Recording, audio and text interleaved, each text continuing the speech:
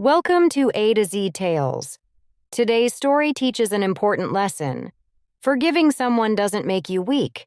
It shows real courage and strength. Listen carefully, improve your English, and enjoy the story. If you are new to our channel, please subscribe, like, and share to learn English through stories. A quick question before we start.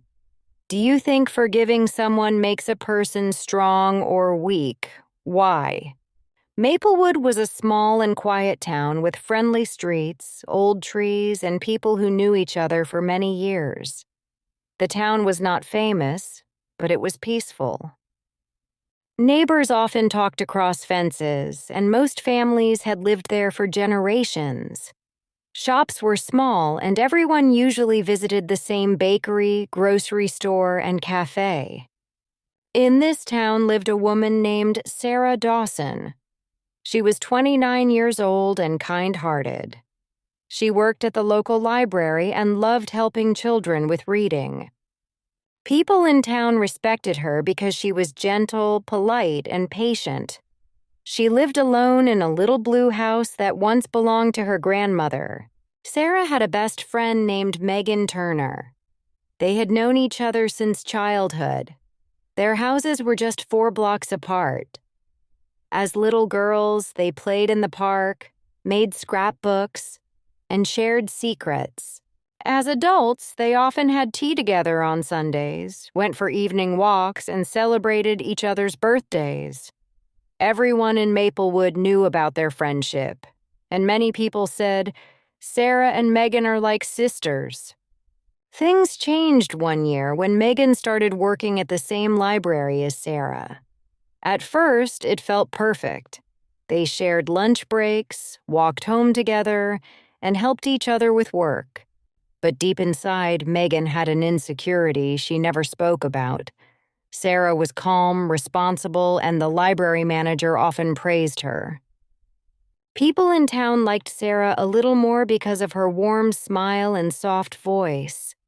Megan also worked hard, but she often felt unnoticed. She never told Sarah about these feelings. Instead, a small jealousy started growing in her heart. It did not show on her face at first, but it slowly changed her thinking. One weekend, Sarah organized a reading event for children at the library. She designed colorful posters, brought snacks, and invited parents. The event was very successful.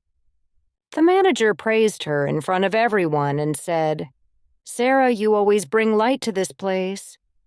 Megan smiled on the outside, but the praise hurt her pride inside. She thought, "Nobody sees my efforts. Sarah always gets the attention."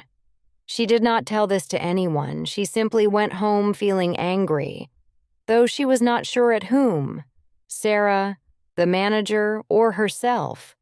A week later, Sarah was busy preparing a reading corner for senior citizens. While she was arranging chairs, 2 ladies who often visited the library, Mrs. Dalton and Mrs. Reeves, came to return books. They were known for gossip. They loved spreading stories, whether true or not. Megan was sitting at the front desk and suddenly said in a low but serious voice, "I think management gives Sarah too much trust. She is good, but I heard she sometimes breaks rules without permission."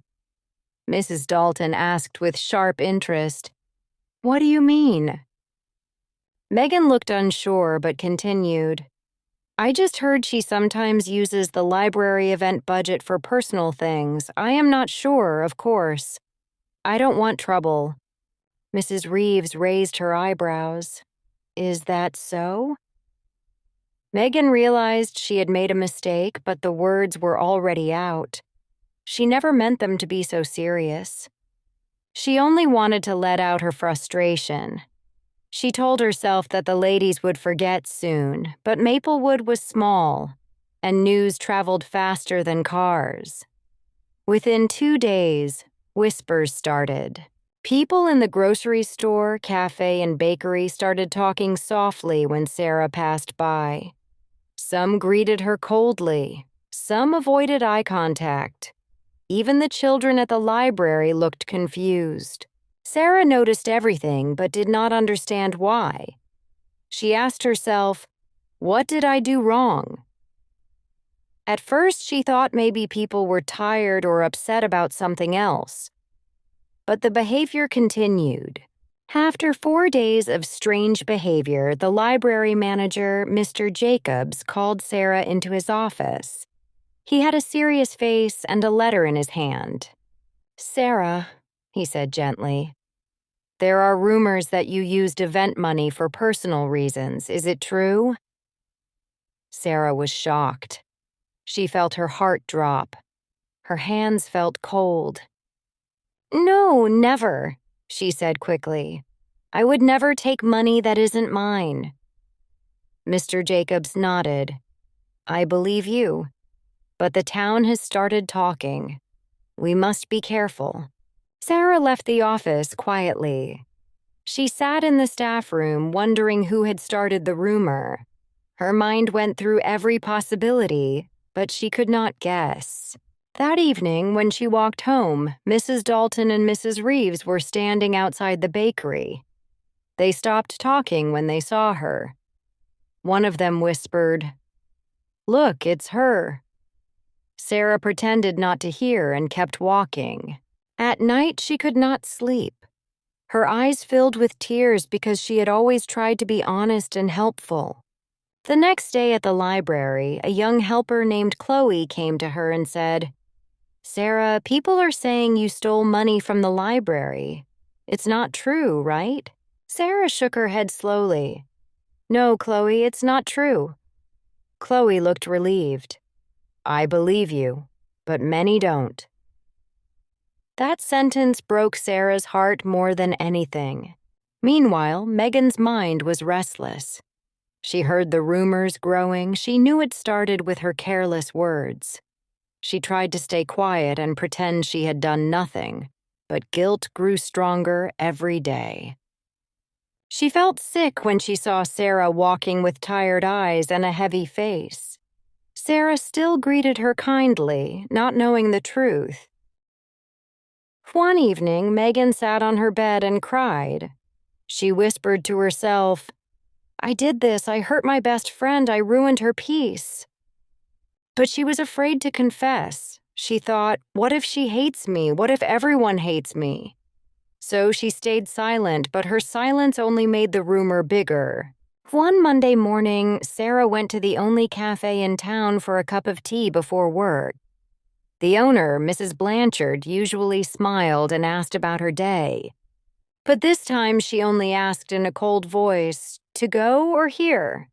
Sarah said softly, "To go, please." The cafe was quiet, but she could feel eyes watching her. 2 men sitting near the window were murmuring. She heard the word money and library. She took her tea and left quickly. At work, Mr. Jacobs called a meeting. He said, "Until the rumor clears, we must temporarily stop Sarah from handling event budgets. This is not punishment. It's only to avoid more talk." Sarah nodded with teary eyes, trying to be brave. Megan sat in the meeting room and could not look at her. Her hands were shaking and she almost spoke up, but fear locked her lips. Weeks passed. The rumor did not die. Instead, it changed shape. Some people said Sarah took money. Others said she lied on reports. Some believed she was dismissed from budget duty because she was guilty. Even children heard parts of the rumor and asked innocent questions like, "Did you really take the money, Miss Sarah?" She always replied calmly, "No, sweetheart, I did not." But inside, she was breaking. Chloe, the helper, stayed supportive. She often said, "Please don't lose hope. The truth comes out sooner or later." But Sarah still felt lonely. She stopped going to the bakery and cafe. She went straight home after work. Her garden became her only peaceful place. She watered the plants late in the evening when no one was watching. One evening, Megan saw Sarah walking home. She looked thinner and quieter than before. That night, Megan could not sleep at all. At dawn, she decided she could not hide anymore. She walked to Sarah's house. Her legs felt heavy. When she reached the door, she hesitated, but she forced herself to knock. Sarah opened the door slowly, surprised to see her. "Megan, is everything okay?" Megan's eyes filled with tears instantly. She lowered her head and said, "No, everything is not okay. I need to talk to you." Sarah stepped aside and let her in. They sat at the small dining table. Megan's hands were shaking. "What happened?" Sarah asked softly. Megan looked at her with guilt and pain. "Sarah, I did something terrible. I started the rumor." Sarah froze. She did not understand at first. "What?" Megan's voice broke. "One day I felt jealous and angry. I said something careless to Mrs. Dalton and Mrs. Reeves. I said you might have used library money. I didn't mean it. I was just upset. I never thought they would spread it like fire. I am so sorry." Tears rolled down her face. She bent forward and covered her face with her hands. "I ruined your peace. Everyone hates you because of my words. I don't expect you to forgive me. I just couldn't keep this inside anymore." Sarah sat silently. Her heart felt heavy and light at the same time. The pain of the past weeks rose again, but now she knew the truth. She spoke slowly. "Why didn't you tell me earlier?" Megan wiped her tears. "I was afraid. Then it kept getting worse, and I felt more and more guilty." Sarah looked at her old friend with sad eyes. "You hurt me in a way I never imagined. People I trusted don't believe in me now." "I know," Megan whispered. "I don't deserve forgiveness. I will go and tell everyone the truth. I will quit the library if needed." For a few seconds, the room was silent except for Megan's quiet sobs. Then Sarah stood up and went to the window. She looked outside at her small garden and took a deep breath. She turned and said calmly, "Megan, I am angry and hurt, but I don't hate you. I know you were not thinking clearly. It will take time for me to trust you again, but I forgive you." Megan looked up in disbelief. You forgive me?" Sarah nodded. "Yes. Not because what you did is small. It is not small. But forgiving you is easier than carrying this pain forever." Megan began to cry harder, this time with relief. "I will fix this. I will tell everyone the truth today." Sarah said softly, "I won't stop you." The next morning, Megan went to the library early. She asked Mr. Jacobs if she could speak in front of the staff. He agreed, not knowing what she was going to say. When everyone gathered in the break room, Megan stood up and said, "I need to tell you something important. The rumor about Sarah came from me. I said something false out of jealousy and anger. She never took anything. I lied. This is all my fault." The room became silent. People looked shocked. Chloe covered her mouth with her hand. Mr. Jacobs looked disappointed but relieved to know the truth. Megan continued, "I apologize to Sarah and to all of you. I don't expect forgiveness, but I need you to know she is innocent." She sat down, and tears filled her eyes again. Later that day, Mr. Jacobs called Sarah into the office. "I am sorry for everything you went through," he said gently. "Your duties are restored fully. I will also make an announcement to the town paper, clearing your name." Sarah thanked him. Throughout the day, people came to apologize. Some said they were ashamed of believing lies so quickly. Some brought flowers. Some simply said, "I'm sorry." Even Mrs. Dalton and Mrs. Reeves came quietly to the library and said in low voices, "We didn't know it would spread like that." Sarah accepted their apologies but did not say much. In the following weeks, the town slowly returned to its old warmth. People greeted Sarah kindly again. Children smiled when they saw her. The cafe owner returned to her cheerful tone. But things were not exactly the same. Some guilt remained in people's minds. They realized how easily they believed something without asking the person involved. One Sunday at the public meeting, the counselor spoke openly without naming anyone. He said, "Words can destroy more than storms, and forgiveness needs more strength than anger." Many eyes turned to Sarah with respect. Megan resigned from the library, though Mr. Jacobs said she could stay. She felt she needed time to rebuild herself. She started working at the local flower shop instead. At first, Sarah and Megan did not spend much time together. Their bond was wounded but not broken. One evening, 2 months later, Sarah was watering her plants when Megan passed by. "Hi," Megan said softly. Sarah smiled a little. "Hi," Megan hesitated. "Can I help you water the garden?"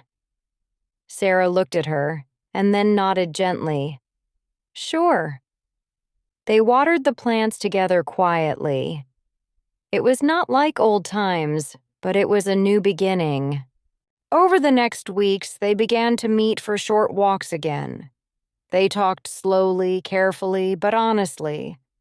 Sarah did not pretend everything was fine, and Megan did not try to excuse her mistake. One day, Sarah said, "I am still healing, but I meant it when I said I forgive you."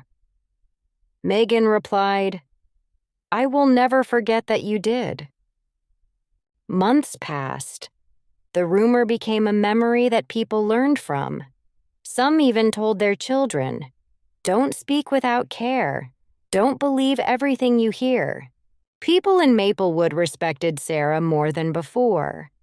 Not because she was perfect, but because she stayed calm in pain and chose forgiveness instead of revenge. When someone once asked her, "How could you forgive her so easily?" she answered gently, "It wasn't easy, but anger is heavy. Forgiveness does not make me weak. It makes me free." That sentence became something the town remembered for years. Sarah's life returned to peace. She continued working at the library with more confidence. She helped children, arranged events, and smiled again. Megan worked at the flower shop and changed her ways completely. She practiced kindness, patience, and honesty. Many people saw her effort and respected her quiet transformation. Their friendship did not become the same as before, but it became something even stronger, built on truth, humility, and the power of forgiveness. The people of Maplewood learned that forgiveness is not about ignoring hurt or pretending nothing happened. It is about choosing peace over pride.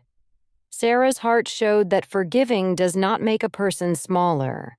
It makes them braver and stronger than those who hurt them. With time, even the children in the library repeated her words. Forgiving isn't weakness, it's strength.